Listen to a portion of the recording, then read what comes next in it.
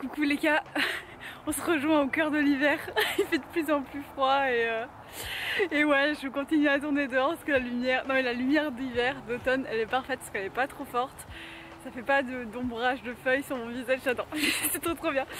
J'aime bien l'hiver les gars, j'aime bien l'hiver, je préfère l'hiver à l'été, voilà. C'est comme ça. Aujourd'hui, alors je parle avec un sourire jusqu'aux oreilles, mais aujourd'hui on va parler de trauma. On va parler de comment vivre avec un trauma. Alors c'est pas une vidéo qui va vous expliquer A plus par A plus B comment sortir d'un traumatisme, etc. etc. C'est juste un peu partage d'expérience, on discute, on se partage nos idées, etc. etc. Sache que pour partager nos idées, comment sortir des coups de déprime, etc. Comment se sortir de certaines difficultés qu'on aurait dans notre vie, il y a le groupe Facebook qui est fait pour ça.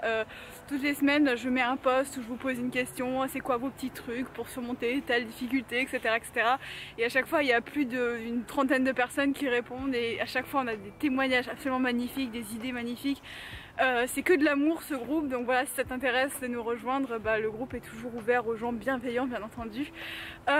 Et pour moi c'est un truc vraiment, c'est un game changer ce groupe Facebook, donc merci beaucoup à tous ceux qui le composent et à tous ceux qui vont peut-être nous rejoindre. Voilà. Aujourd'hui le thème c'est vivre avec un trauma, ça fait quoi et c'est quoi mes solutions à moi, qu'est-ce qui marche sur moi, qu'est-ce qui marche pas sur moi au contraire, et voilà, c'est parti, on discute les gars. Donc vivre avec un traumatisme, c'est littéralement vivre avec un souvenir qui nous envahit de quelque chose qui est arrivé il y a longtemps mais que le cerveau n'arrive pas à surmonter. Chacun a sa définition du trauma, mais moi c'est comme ça que je le définirais, c'est vraiment quelque chose m'est arrivé dans le passé. Et c'est comme si c'était encore là. Et quand j'ai des déclencheurs, quand je vois des éléments dans mon entourage, que ce soit un lieu, une personne ou un objet, qui me rappellent le moment où c'est arrivé, tous mes systèmes de panique dans mon cerveau se réenclenchent comme si c'était encore d'actualité alors que c'est terminé depuis longtemps. Voilà, c'est ça ce que moi, ma définition du traumatisme. Après voilà, c'est peut-être pas la définition officielle, c'est pas, voilà. Mais moi, ma manière en tout cas de le vivre, c'est comme ça que je le vois. En fait, en découvrant le fait d'avoir des traumatismes, j'ai découvert une chose quand même assez intéressante, c'est qu'on a deux cerveaux. On a vraiment le cerveau rationnel, donc le cerveau rationnel c'est voilà, qu'est-ce que je devrais faire, voilà, qu'est-ce qui est censé être vrai, la réalité, etc. Et on a le cerveau émotionnel, et le cerveau émotionnel il peut être parfois complètement déconnecté du cerveau rationnel. Le cerveau émotionnel il va se dire... ben voilà, imaginons une personne se fait agresser dans un café, 2 ans plus tard elle est en stress post-traumatique, la personne qui va rentrer dans le café va se dire, son cerveau rationnel va se dire t'inquiète c'est juste un café, c'était il y a 2 ans, c'est fini, il n'y aura pas d'agresseur cette fois-ci, ça va très bien se passer, il y a 0,0001% de chance que je retombe sur un agresseur donc c'est minime. Voilà, ça c'est ce que son cerveau rationnel va lui dire. Par contre son cerveau émotionnel il va dire ne rentre surtout pas dans ce café, tu es en danger de mort si tu rentres. Voilà. Et je peux vous dire une chose, le cerveau émotionnel a la plupart du temps le dessus. Voilà. Et c'est vraiment, si on veut sortir d'un trauma, l'objectif c'est de convaincre le cerveau émotionnel. Et en fait, une chose que j'ai remarqué aussi, que je trouve vraiment intéressante, c'est que le cerveau émotionnel, il ne croit que ce qu'il voit. Moi j'aime bien cette youtubeuse qui s'appelle Hélène. Hélène, je sais pas si c'est son nom de famille, mais elle s'appelle Hélène et sa chaîne YouTube c'est Mon Blog de Filles, c'est une chaîne de beauté, etc., etc. Et en fait Hélène à un moment elle a dit un truc que j'ai adoré entendre de sa part, parce que j'adore son franc-parler, j'adore quand elle est juste naturelle et elle-même, qu'elle fait pas de montage et tout. Et à un moment elle a dit, moi les produits de beauté, de soins pour la peau, etc., je vous le dis, je ne crois que ce que je vois. Et en fait c'est exactement comme ça que fonctionne un cerveau émotionnel. Un cerveau émotionnel, tant qu'il n'a pas une preuve visuelle par A plus B, qu'il n'a pas revécu plusieurs fois pour bien être sûr, il ne va jamais croire le cerveau rationnel qui va juste être dans la théorie. Voilà. Et en fait, c'est pour ça que voilà, quand on rencontre des personnes qui ont des traumatismes et qui essayent de guérir, souvent ces personnes-là vont essayer de guérir leur traumatisme par l'exposition. Donc par exemple, imaginons, je reprends l'exemple du café, la personne qui est traumatisée par les cafés, ce qu'on va faire c'est qu'on va essayer de la mettre dans un café en situation de sécurité pendant quoi, 1 minute ou 2, et après on la ressort, et le lendemain on recommence. On la met peut-être un peu plus longtemps, 3 minutes, jusqu'à ce que le cerveau émotionnel à la preuve visuelle et auditive et par les 5 sens à la preuve qu'un café n'est pas dangereux en fait. Parce que tant que le cerveau émotionnel n'est pas convaincu que la situation n'est pas dangereuse, que le trauma est passé, que c'est fini, que c'est plus quelque chose qui est d'actualité, on ne peut pas guérir d'un trauma selon moi. Je suis pas psy, je suis pas rien du tout, je parle juste de choses que j'ai vécues, de choses que je teste, etc.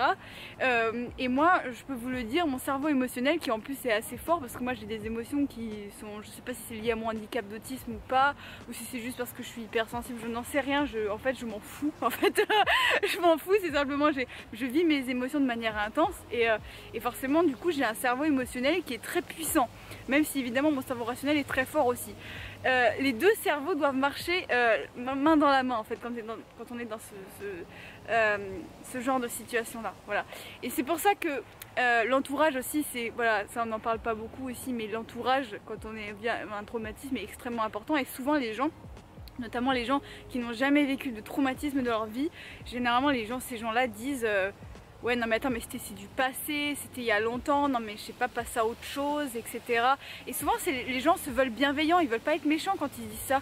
Ils te le disent premier degré, ils te disent oui mais attends mais c'était il y a longtemps, puis ça va jamais se reproduire, donc faut que tu ailles de l'avant, faut que tu avances, faut que tu fasses des nouvelles activités, faut que tu passes au-dessus, etc. Faut que tu fasses du yoga, de la respiration, je ne sais quoi, tu vois. Et en fait, moi ça m'a toujours énormément blessée d'entendre ça à d'autres personnes, même si c'est des gens en fait qui sont bienveillants, qui se veulent bienveillants, qui veulent être gentils avec toi, qui veulent juste t'aider en fait. Mais quand ils disent ça, en fait ça me blesse beaucoup parce que j'ai l'impression que juste je suis incomprise. J'ai l'impression que les gens ils ont l'impression que j'ai juste un petit stress comme ça, comme si j'allais passer un examen, etc. Je dis non, j'ai un trauma les gars, j'ai un trauma, ça va pas juste passer en faisant du yoga ou de la respiration profonde. Ça va bien au-delà de ça, c'est quelque chose qui s'implante très profondément dans ton cerveau et ça va au-delà de juste avoir de la bonne volonté en fait. C'est au-delà de juste se dire oui c'est bon, allez je vais passer au-dessus, ça y est c'est bon, hashtag développement personnel, hashtag fourberie, tu vois. C'est pour ça que moi je vous le dis les gars, si vous avez un entourage comme ça qui a du mal à vous comprendre, et ça c'est très symptomatique des gens qui vivent un stress post-traumatique, parce que je sais pas combien de personnes sur 10 vivent un post-traumatique, un choc post-traumatique au moins une fois dans leur vie. J'ai pas du tout regardé les stats mais ce serait intéressant de regarder, mais je pense que c'est quand même, voilà, c'est pas une majorité de gens. Donc forcément tous ceux qui ont jamais vécu ça, qui ont jamais vécu de trauma ou de stress post-traumatique ou de ce genre de choses, ne peuvent pas s'imaginer la souffrance que vous vivez. En fait, c'est pas... Ils comprennent pas. Moi quand j'étais enfant et que je faisais du mutisme sélectif, les gens ne pouvaient pas comprendre que je ne puisse pas parler. C'était incompréhensible parce qu'ils l'avaient jamais vécu. Voilà. Et c'est beaucoup plus facile pour les personnes qui ont déjà vécu ça de comprendre forcément parce qu'ils l'ont déjà vécu, ils savent ce que c'est, ils savent que ça dépend pas juste de ta bonne volonté, que des fois c'est quelque chose qui te dépasse tout simplement. Donc voilà. Donc moi j'ai toujours, voilà, ce que je trouve le pire, c'est souvent l'entourage qui ne comprend pas en fait, et même des fois quand on essaye de leur expliquer, le fait qu'ils l'aient jamais vécu, qu'ils sachent pas de quoi il est question, ça fait qu'on se sent seul, qu'on a peut-être l'impression, on se sent coupable, on se dit mais pourquoi j'y arrive pas, tout le monde y arrive, tout le monde me dit que c'est simple, qu'il suffit de faire du yoga et de la respiration, je sais pas quoi, qu'il suffit d'aller de l'avant, blablabla, et moi j'y arrive pas, ça veut dire que je suis nulle, etc. Et on commence à s'auto-juger et à se faire beaucoup de mal par rapport à ça. Donc je pense que déjà le but premier de cette vidéo pour les gens qui ont peut-être vécu un trauma et tout, c'est que si au bout de 2 ans vous en êtes toujours pas remis, vous n'êtes pas seul. Il y a des gens au bout de 10 ans, 20 ans, des traumas qu'ils ont eu dans leur enfance, ils l'ont encore à l'âge adulte, même à un âge avancé. Et ça arrive littéralement à tout le monde, voilà. Je pense vraiment le plus important c'est d'être entouré par quelqu'un, et si vous trouvez pas ça dans votre entourage, il y a des professionnels de santé qui travaillent là-dessus, donc trouvez-les franchement, qui comprennent ce que vous avez et qui puissent vous donner les mots, qui puissent vous dire les mots. Alors les mots ça peut être aussi moi, des gens comme moi qui font des vidéos sur YouTube, mais qui trouvent les mots pour vous dire, pour qu'en fait vous ayez une source extérieure à vous, à votre cerveau, extérieure à votre cerveau, qui vous dise c'est pas ta faute, c'est normal, ça va aller, etc.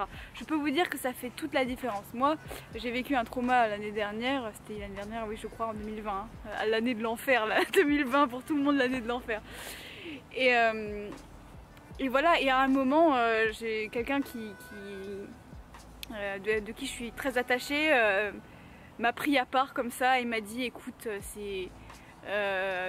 ça va très bien se passer, c'est pas ta faute, je comprends que ça doit être très dur pour toi, enfin vraiment manifester, comment dire, je sais pas comment exprimer ça, mais genre cette personne a vraiment manifesté le fait qu'elle me comprenait, qu'elle était de mon côté et tout ça, et ça a tout changé en fait. Ça a vraiment tout changé quand vous sentez que quelqu'un est sur la même longueur d'onde que vous et que vous n'êtes pas tout seul en train de délirer.